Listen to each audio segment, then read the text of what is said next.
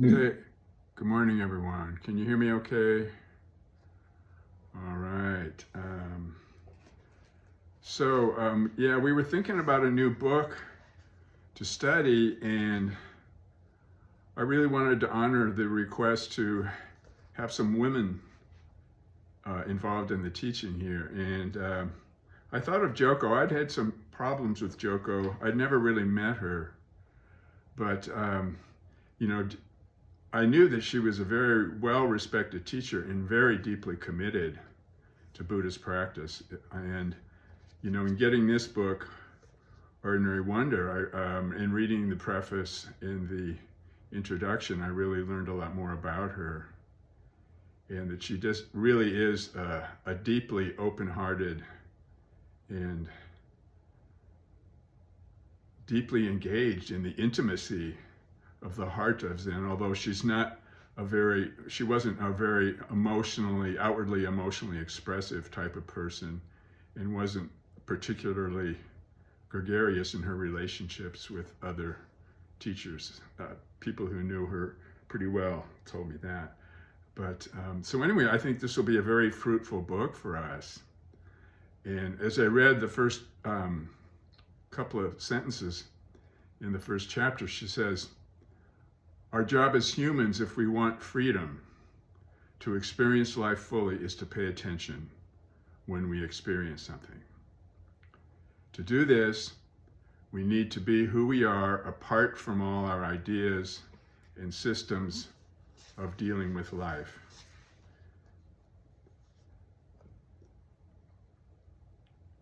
That's it. We just have to be who we are apart from all our ideas of who we think we should be. And that's the spirit of her practice, is a deep investigation into what is, who are we, and I had one interesting, one of my later teachers was Maizumi Roshi, who was Joko's teacher. And I remember it was the mid-90s. Actually, Maizumi died in 95, so it must have been 94. And I was working in California, in LA. I was in San Diego, and I went to visit Joko's place, and they were in the middle of a sesshin, the first day of a 7-day sesshin, that she had a home there, and it was lots of different rooms, and there were people sitting in all these different rooms in this house. And I really was impressed with the atmosphere. And I didn't get to meet Joko, of course, but I went back to LA, and short time later, I had a Dokusan with Maizumi Roshi. And I told her about, I went to visit Joko's place and all, and he said to me, "Yes, she's a wonderful teacher. But she wrote this book called Nothing Special." And he looked at me right in the eye with the depth of compassion that he often expressed. And he said, "It's very special." And that really stuck with me. And it didn't lessen my respect for Joko. I don't remember the rest of the conversation about it, but I did write a chapter about it in this book I wrote so many years ago, about Nothing Special. And I think what, my experience and other people who've been doing this a long time have experienced is that when we first open to the vastness and the wonder of life, it feels pretty special in comparison to the kind of normal, contracted, limited and confined oppressiveness of the container of our separate self that we imagine that we are. I mean, to be everything, to be open to everything, to have the universe open up is incredibly special. But it's not when you really deeply open and awaken to the timelessness, the ever-present nature, and the dimensionless nature of it. It's here now all the time. So of course, special doesn't necessarily enter into that when it becomes pretty much your stabilized state of being. So, but there is a special side of life, especially because we're all awakening and we're all on this path that doesn't have any beginning or end. And so there's a special side of life. And I think that Maizumi Roshi was saying that, well, to write a book and call it Nothing Special,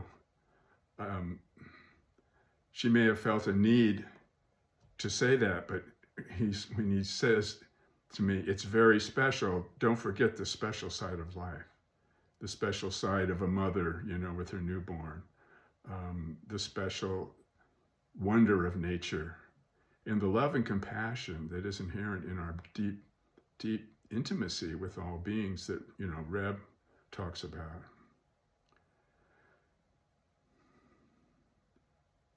So when I saw this book, Ordinary Wonder, I thought, okay, well, that's as much of a devotional teacher as she'll get. She'll put wonder in a title, at least, Think of wonder as full of wonder, wonderful as full of wonder. So it's ordinary, but it's wonderful. It's still full of wonder. And the other deep teaching I got from Maizumi Roshi was when I was in a Dogasan with him, and I don't remember what my exact question was, but it was something around, what is it that veils? Since we all are the embodiment of enlightenment, we all inherently possess all the wisdom and virtues of the Buddha, just as we are. What is it that veils our true nature? And he said to me that, well, I was asked that question one time in the form of, show me, he was asked, what are the three main beliefs that veil our true nature? And he said, my response was, there's only one, the belief that our true nature can be veiled.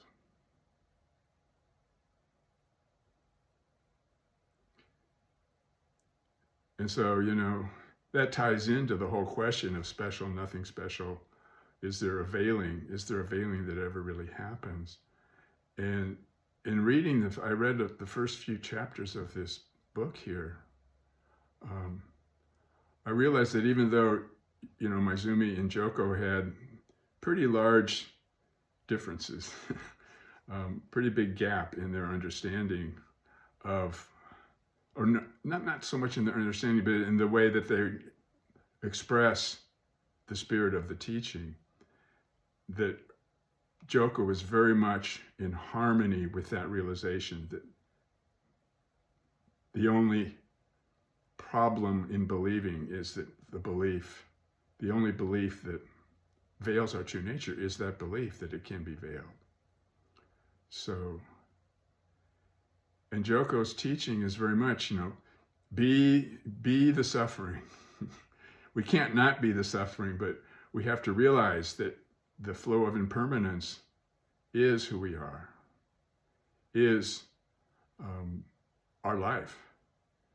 And so her practice is teaching people and helping people realize experientially that transition from the life of the self, the small self, to the life of all beings together is the deepest intimacy and is the deepest realization that ends suffering and leads to the ability or the realization that all suffering is, like everything that is impermanent, it's not perceivable or describable, and that it can be fully accepted and fully lived. So I was going to end with something on here. Her chapter on page 14 is up, down, and the space in between. So one thing I've been working on lately is the metaphor of the swinging pendulum. You know, like a grandfather clock has a swinging, the pendulum swings back and forth, right? And we can liken that to the experience of the human being who starts to awaken to the realization that life is impermanent. And this pendulum of impermanence is swinging high and low in terms of joy. We spend so much of our time running away from the pain and trying to find that high spot and keep it there. But that is the constriction that causes our suffering, you know. And so the idea of the realization of the deepest intimacy we have is being able to let that pendulum swing fully and freely from the highs and the lows. And Maizumi Roshi actually even said, and Kwang Roshi also said that, you know, you don't want to sound too negative, but the fact that there is this deep suffering is a major part of realizing the great joy of freedom that is possible. So Joko's teaching is very much that way. You know, she talks about learning how to rest in the deep sensations that trouble us, that are related to our core belief that there's something wrong with us. And she says, practice isn't about making things fine. It's about seeing that life is in alteration all the time. Life and death, winter and summer, confusion and clarity. There's nothing wrong with us. We don't practice meditation to make things all better. The purpose is not to get to the up, to have this pendulum in the high and keep it there. We think if we do it right, we can get to a happy, positive place and stay there. Would that be a great place to be? She says, not necessarily. Because the pendulum swings, and it swings and is not limited or influenced by what we want the swing to look like or go. That's part of the delusion of our ownership and our doership that causes our suffering and keeps us confined in the constricted and cut off from the intimacy of the depths of our being with all beings. So I'll stop there and we can have some discussion. Did any of you read some of the book already, or?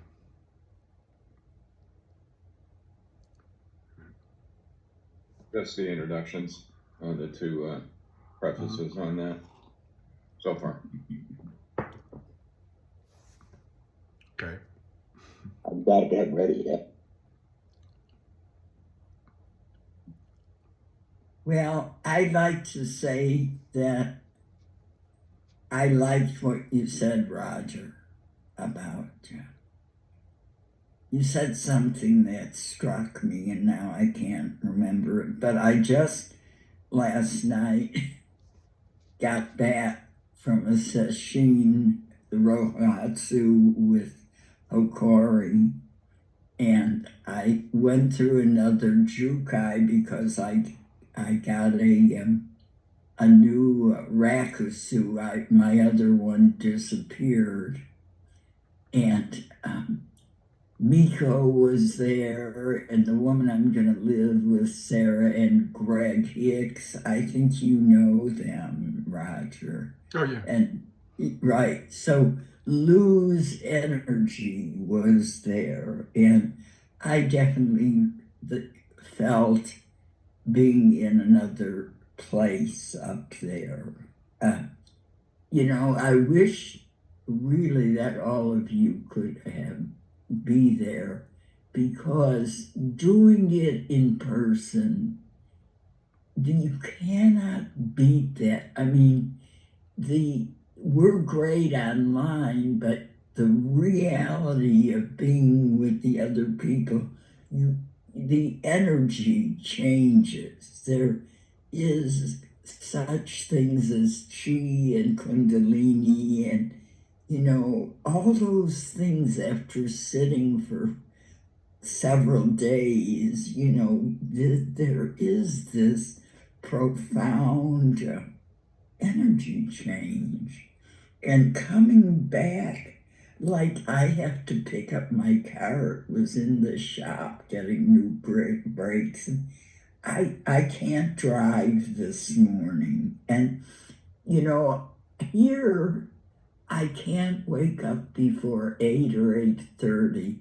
I was up at 4:30 every morning making coffee for the group, sitting till 9 at night, and it didn't bother me. And there is something to all this. That's all I can say. I don't know what it is.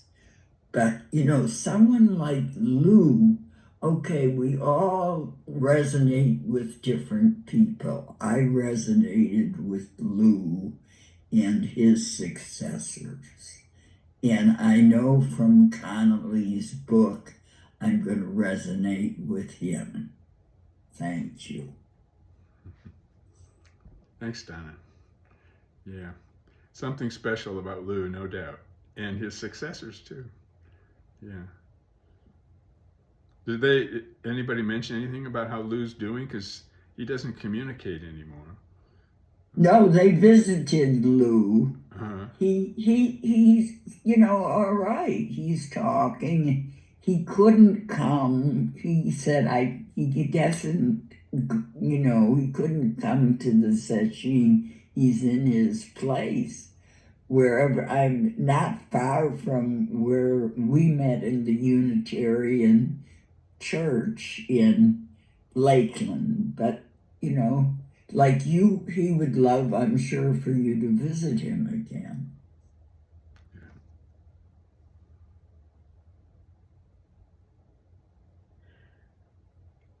Thank you so much, Raj, for picking this book, and Tom and everyone else who was involved. I really appreciate it. And I have started to realize like there is something special about just a woman teacher. And I have been remiss in not realizing this before. So what happened for me was that I did a fall practice period online with Ben's group, and we were reading the Therigatha. I don't know if I mentioned this before, but and we all had, there were lectures. It was a male sensei, not that that really matters because he was very competent, but we were all broken into little, separate practice groups and so forth. I was stunned, absolutely stunned by how some of the stories in these first Buddhist writings by women are very, very similar to things that are happening right now in our world, which that's the beauty of Buddhism, right? We can read stuff about the Buddha and there's still things that we can understand or apply today. They're universal, that's a given. But even after starting to look for, what should we say, good Dharma books, not stories about, feminist interpretations or lives of women or whatever, there were few and far between. And yet if you look at, modern Zen groups, certainly you can count them up. I mean, it seems to be at least a half, if not a majority of women who are practicing, yet we have so few teachers. So this thing about the veil, that's such a rich metaphor that you gave us, Raj. Thank you so much. I think you said something like the only belief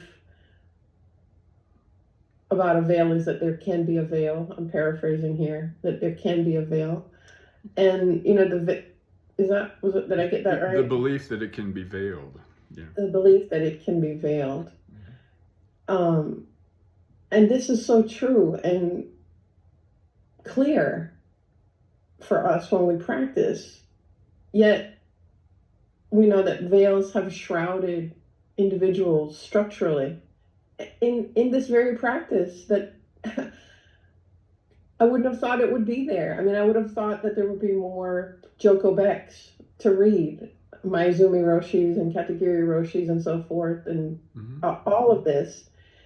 And I think, you know, when I started practicing with Mitch's group, the Therigatha, the Susan Murcott book, was one of the early books, and it was like they did it together. There was an affinity group that Mitch set up, and I think it was on Tuesday mornings, you know, which at the time I had to be at work and whatnot, but we didn't have online.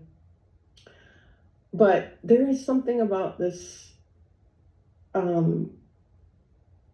specialness, especially of Joko's life, and I love this picture. This is like one of my favorite. You know, there she is sitting there. She doesn't have on robes. You know, she's got her legs so lovely crossed. Just this elder teacher, like, you know, we have one here among us, you know, and Donna just sitting there, and they haven't framed their specialness. We haven't framed, I think, our specialness. It's special. And it's been subsumed into the service and the love and the compassion. And unfortunately now, it's being abused because of not making it special. And at the same time, it's saved the world so many times. I love especially that this introduction is written by her daughter. That I thought was just phenomenal. Super amazing, you know, because, you know, I live in this place where there was a female teacher, and a lot of, I think it's fair to say, controversy that I've come to understand, which didn't scare me away, because, you know, I guess women by nature are controversial if they're leaders. But the kind of maneuvers that women have to go through, even we just saw this with, you know, Kamala, and prior with Hillary Clinton and so forth, the movements that women have to go through to attain and maintain leadership are sometimes very dangerous for them and for the world around them, because of what they have to choose just to assume something special, to assume leadership, which seems to be special for women. But I'm very interested in how she doesn't get into all of this, which is what I love about what I've read so far, you know, which is not to say it's not there, you know, and please forgive me and push back if I try to pull up some, you know, feminist exegesis and structural approaches to this book itself. Okay, you'll indulge me and tell me to stop. But even so, in what I've read so far, it's stripped of all that, and yet she goes right into this idea. I'm very interested in her teaching on the core belief, which her very own baby. That's the coolest thing. Her very own baby goes back and finds these recordings and relates this. The baby feels there must be something wrong with itself, and this is the foundation of the core belief. The infant then develops a strategy to get what it wants. The baby will cry, please, or be defiant, among other options, in its efforts to get its needs satisfied. There are many strategies, but all are aimed toward the same goal: feeling safe and loved in the world. Mm-hmm. And I thought, that's it right there. You know, that's what unites us, and who better than a mother, a single mother at that, to show us how to do this. So special that it's not political, and not special in that it's just a phenomena. So thank you very much.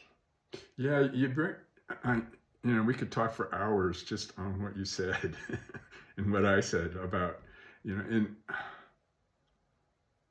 I've,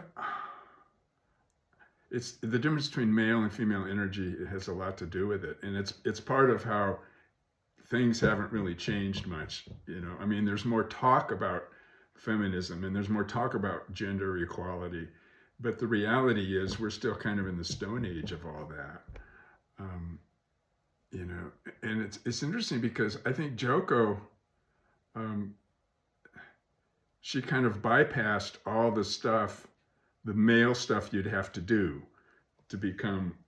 She just was so dedicated to being itself, the reality of our being, that she just had a profound effect on people, and people were drawn to her. And that's why Maizumi Roshi made her a teacher, because she was so deeply expressive of it. And she was very, very committed to, the real precepts that Reb says, the real precepts are silence and stillness. She was very committed to that and to the transformative power of that sitting, of listening to our being and deep exploration of our being, and that we really need to fully feel. That's the thing. That's been a big thing for me. That's what got me out of Zen. I'm still in Zen, but out of the confines of Zen is like there was something about Lu saying about the dishing of emotion, dissing, like the saying emotional reactions are like put them aside kind of thing. That's the male thing to do, and women are more. It seems to me women are more naturally attuned to the need to fully feel. And then they meet this, but male energy is more like forget that and push and make everything happen on the outside. And we have all this strength, and power to do that, and it really crimps the feminine spirit. So Joko kind of slipped in around all that, but she's really in her way, really embodies the deep heart of Zen. I think more of that will come out as we read the book. Yeah. I just want to add really quickly, Raj, thank you for bringing that up. The other metaphor you gave was the pendulum. It is one of our vows not to speak of others' faults, but our silence as women, particularly around sexual misconduct in power situations and in sanghas, has created tremendous silent damage. And it has always been something that has been a question for me, whether or not I'm going to trust you, whether or not I can listen to your dharma, etc., etc. And it's very beautifully placed in there that she received the good. Nobody's all good or all bad. So she receives all this benefit from Maizumi Roshi, and yet she approaches it in her own way, which I think is also a teacher, silent or not, for women all over the world. And I think it's a real part of why we don't have more women teachers and leaders, and part of those, that question that the babies have to go through about being loved and accepted, and how women do that in the world. But the pendulum also is said to have cost Hillary Clinton the presidency when she toughed it up, because that is also the expectation of Zen teachers, is to find equanimity very quickly, and women never to cry and all of that. And I just see a lot of that happening now. Anderson Cooper has this beautiful show about grief. We have a collective grief from the last 5 years, if not the last 400 plus years, that has never come out.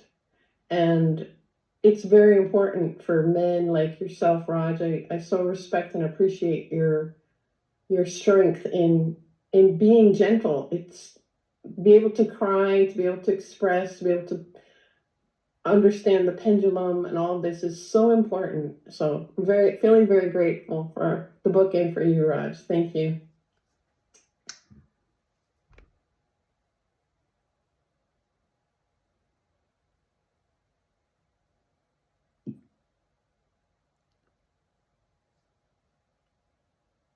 Anybody else?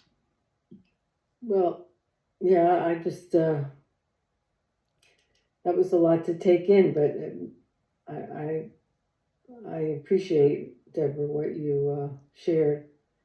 One thing that really kind of impressed, and I don't know if it impressed me, but the fact that she was a single mother of 4 kids.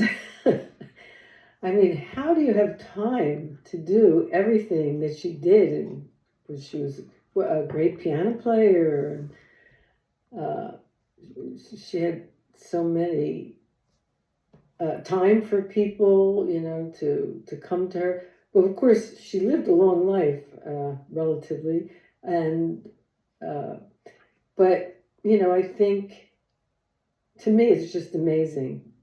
I just know how much effort it was to have 2 kids, and 4 is twice as much, and yet I would love to hear what her other children are like, because it seemed like the daughter that wrote that introduction just got so much just transmitted, just by being with her, like a love for the practice as well. Mm-hmm. Couldn't be separated from the love of her mother. Mm-hmm. Thank you. Yeah, thanks, Linda. She kind of had a way of going to the stillness and the silence without bypassing the depth of feeling that's necessary, the depth of acceptance that's necessary.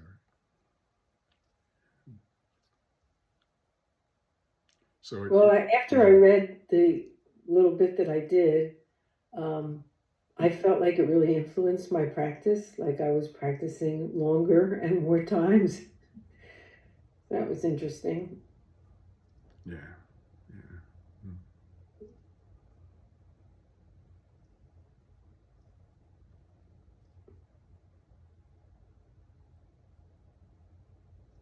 Thanks, folks. Thanks, Roger. My head's all over the place, so it's. I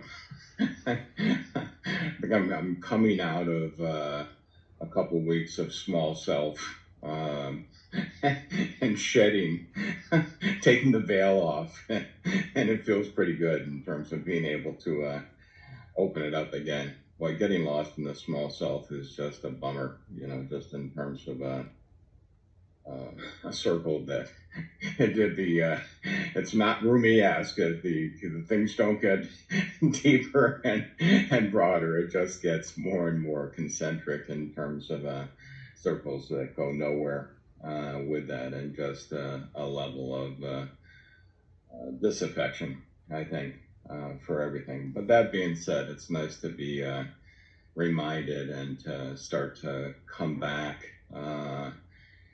in some ways. It's with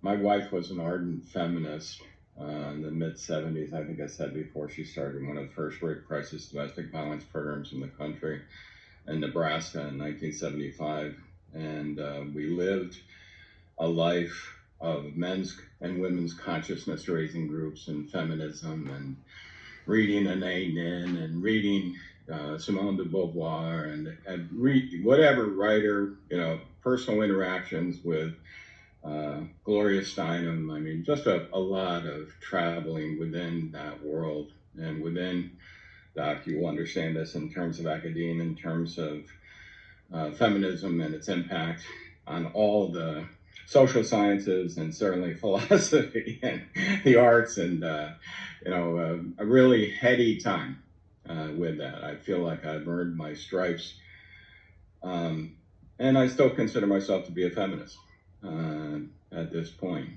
with that, because there's something about it, and I think the piece that I'm struggling with in my head, I'm just not really struggling within, this constant impermanence and this constant energy flow within it, trying to stay within the energy flow and not get caught up on the things that are occurring on the banks of the river with that.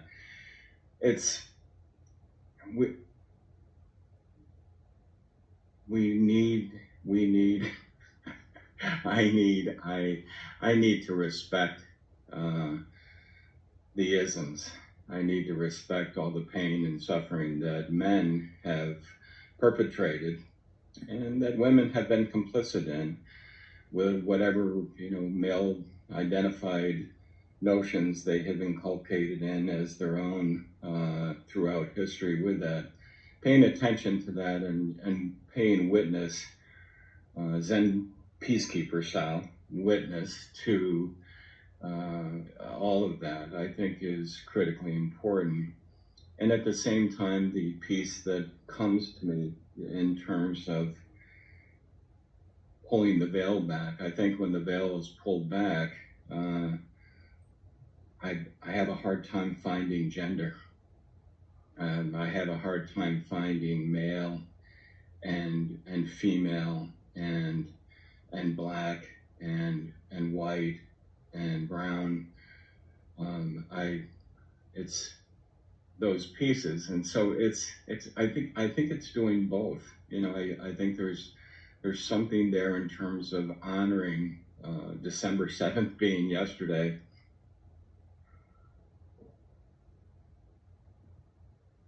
There's something in honoring that and paying attention and ensuring that it doesn't happen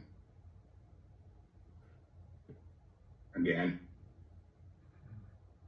And at the same time, it's letting that go too, and letting, realizing that when the veil is removed, there's nothing left.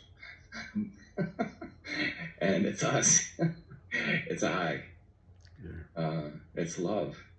Yeah. Being is love, I is love. I think what is there is that,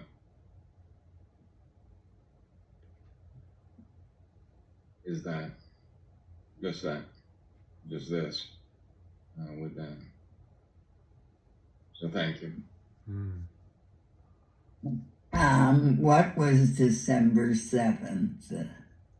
Pearl Harbor, the day of infamy. That's what I thought. Yeah. And I have a friend who's in Honolulu and was there yesterday at the memorial with her high school band from Michigan. Talk about weird things, but anyway. Yeah. Atrocities and horrible. I don't know if you've ever been there, but there's a silence, like there is in many different places around the world. There's a silence that is, unbelievable. Yeah. Solemnness. There are many places like that around the world. I'm sure you've all experienced those in different places. Auschwitz will give you a silence in your soul like there is no other. Yeah. Wow. Well, thanks, Tom, for that deep-hearted, open-hearted sharing. We all have, regardless of gender, we all have a lot to teach each other about the open heart in receiving that. Yeah. Well, I just want to say, we, in the Unitarian Church where we had Rohatzo, they had signs up in the bathrooms, not about male and female, but all genders and non-binary and trans. And, the whole idea of gender is being so expanded now. It's gone beyond the binary male or female. They've got a whole different range and spectrum of people that identify differently.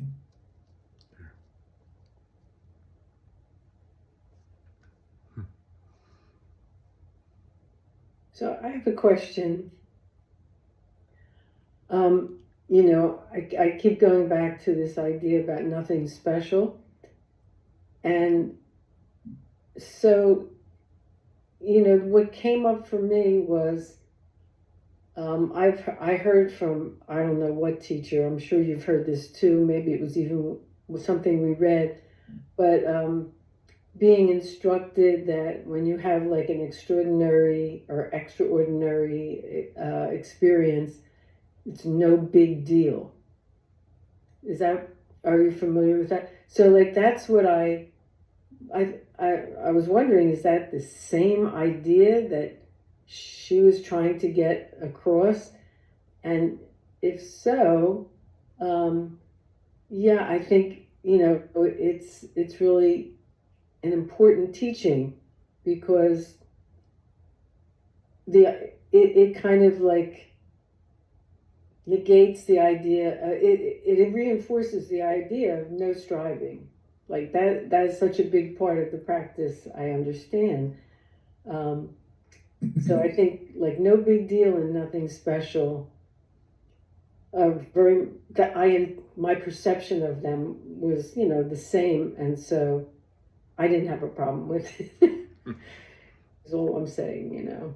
It's like I thought that was. I think that's important, because I think a lot of people turn away from the practice because it's nothing. They don't get that special experience that has been advertised. Yeah, and that's why, when I first started back in the very early 70s, Suzuki Roshi, his first book, Zen Mind, Beginner's Mind, he'd say Zen is not something to get excited about, because everybody is so excited about it, trying to attain, trying to become this special experience. Whereas the specialness is inherent in our very being, but we already are special. We don't need to try to attain it, so we don't. And then Maizumi was saying, well, you don't need to have a book titled Nothing Special, or you shouldn't, and you don't need to have a book about Zen saying very special either. Neither one is better than the other. So that was what he was saying. Yeah. I just wonder how many people, whether they practice mindfulness or Zen, how many people really deeply feel that they are special. Well, and that's part of what Joko's saying, is we feel the core belief is a negative thing, is what she's talking about. We're born in the world, and then we get reinforced in our cultural traditions that there's something wrong with us. And so we spend our whole life, especially here in the West, maybe in different ways, but probably through all humanity, trying to compensate for that feeling something wrong. Yeah, I think like some teacher that I read said something like the practice is about like being conditioned to being unconditioned. I don't have the exact phraseology, but to get rid of our conditioning. Yeah, when the conditioned self meets the unconditioned is another way of saying. When the small self gets freed from its conditioning, there's the freedom of the cosmos, of being the cosmos. Thank you. May I share this with you? Greg Hicks, who is very well, I think he's, Greg is a Dharma successor to Lou. And he gave a talk that really was terrific, a Dharma talk about mind and body dropping away.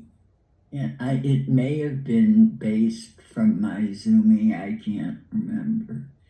But to me, he described that experience when mind and body drop away. And he said, he used the analogy years ago of a black and white TV, and when it went off, it was like a whoosh, and there was nothing there.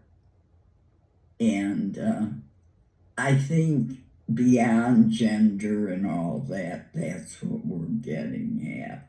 the non-duality, and maybe that's what Rupert Spira is, that profound experience. And they use the word kensho, but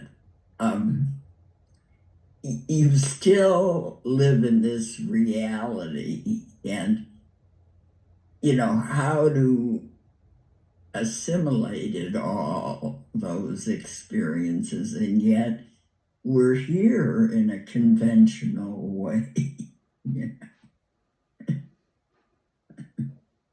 Yeah, was it Rebhead said, the precepts are there to reinforce and teach us about the process of liberation, but we have to be grounded in the conventional truth in order to receive the liberating power of the precepts. In other words, they can't be something external to us that we're trying to deal with in terms of self-power of the small self.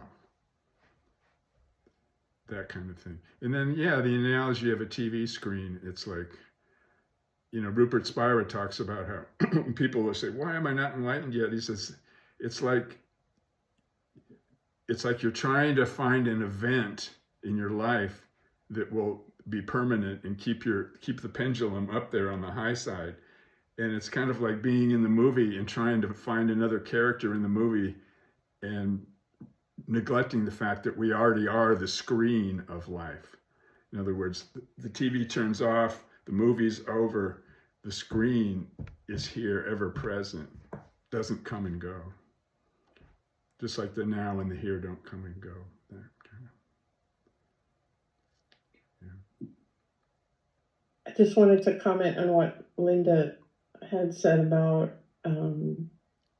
nothing special before and after enlightenment, which I think is very important, because mindfulness and Zen have been commodified. I think somebody else brought that up, and we're selling a package of goods in many ways. I had an experience where I showed up for an interview that was mostly mindfulness work in public health, and somebody on the interview panel said, well, we understand that you're very involved in Zen and you're trained and so forth, and but you don't look like a Zen teacher, or you don't look like a Zen priest. And I was taken aback. I was like, oh, so there's performative components to what you want of me. And whenever we talk about these things, whether it's the whoosh, the enlightenment, or whatever, it sets up these expectations of what it's going to be like for you. And in my experience with Zen and being a Zen student, it's so unique. We are all having the same experience, but it happens differently for everybody. And if I am looking for a whoosh on the TV screen, or something special in some Zen master in a big robe or something, I miss all of the subtle appearances of the conditions of enlightenment and Zen that are appearing just for me in my phenomenal world. And that's what I think the nothing special brackets are about, that we don't look for it in the way somebody else has done it. Yeah. And also, Joko, it said, I think in one of the last pages of her daughter's introduction, she said that she explored all these different avenues: Buddhism, Hinduism, Christianity, non-religion, philosophical, psychological, and New Age sources. She returned to two books in particular over and over again in her life. The first was The Supreme Doctrine by the French psychotherapist Hubert Benoit. The second one was I Am That by the Indian Shaivism teacher Sri Nisargadatta, who I've read extensively. In fact, I brought one of his books and one of Yogananda's books to my Dharma transmission ceremony with Lou. And Lou did not like Hinduism, so I've always been a little bit of a rebel there with that stuff. But, the other thing I was going to say, Joko studied this psychology, and she liked this, Hubert Benoit, who I've heard of. But the thing is, a lot of, like you brought up, Deborah, a lot of the push towards these transcendental experiences is a way to avoid the pain avoid facing the pain and being the pain of the core desire or the core fear and suffering of thinking there's something wrong, we can't accept who we are.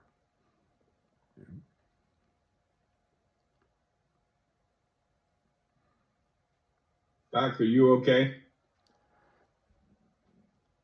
I'm doing excellently. Just, I'm head of the action committee for Indivisible in my county, and we had a big immigration raid where people were beaten up over the weekend. We're planning a big. So I'm in the middle of a lot of stuff going on. So yeah. Okay. But I'm along for the ride, and I think I had Ken show during the talk today. By the way. All right, great. All right, just wanted to check in. Just well, what Donna says, we're all in the same reality. Boy, thank you, Donna. Yeah, we need to be reminded.